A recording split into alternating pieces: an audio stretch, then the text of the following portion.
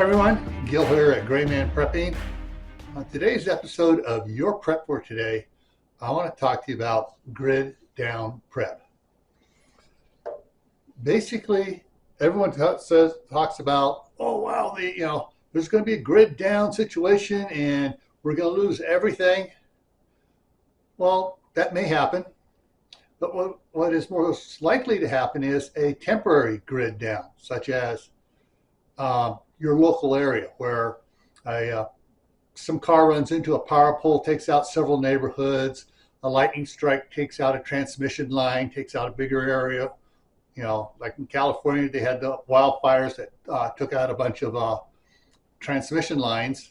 Of course, then they went and blamed the news media blamed it on the electric company, even though the investigators found that it was some arson thing going on elsewhere and it burned over to that area and wasn't the power company's fault at all. But because the power went down, the whole fire was the power company's fault. But let's get off that little tangent. Back to the thing is, if the power is down, do you have everything you need to keep going for a day, 2 days, 3 days, a week, 2 weeks, however long it takes them to get the power back up?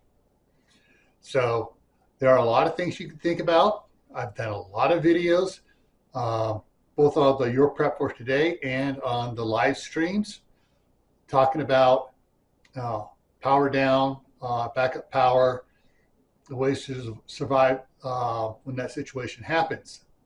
So seriously, sit down with your family, if you have a family, and go over what all do you need to be able to continue on life as normal or normal-ish when the power goes out for an extended time. All right? So stay happy no matter what life throws at you. Stay safe. Don't go out and do anything foolish. Keep adding to your preps: water, food, medicine, clothing, skills.